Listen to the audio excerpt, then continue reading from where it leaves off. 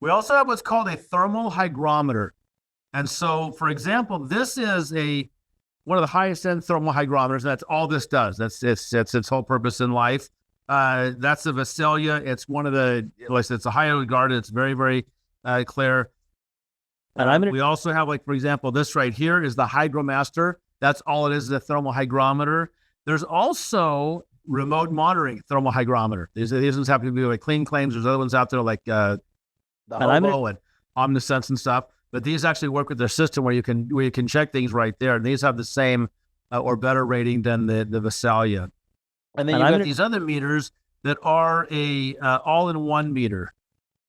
And so, for example, this has a probe that goes in it for a thermo-hygrometer. It has connections that go on.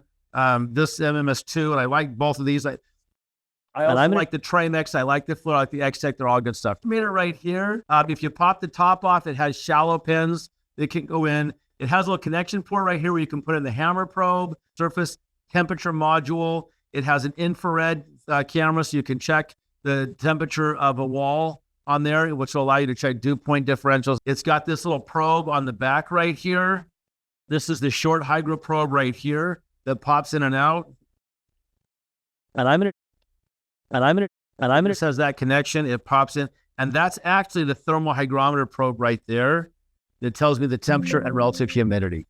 And so the all-in-one meters are nice because everything's right there.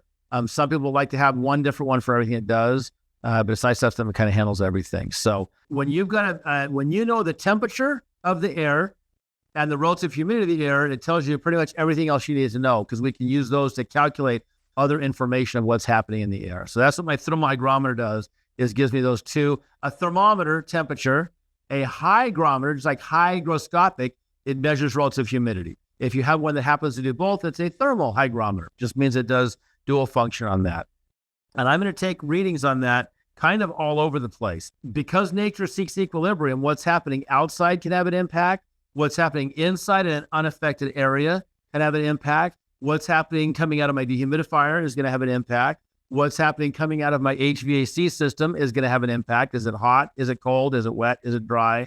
And so I'm going to take all those readings so I know what's really happening. Outside, inside, unaffected, going into dehumidifier, coming out of dehumidifier, and HVAC, and look at all those and see if they're really having an impact, or if I need to make any adjustments on that, especially like on a commercial loss, like going to have an even bigger impact on that.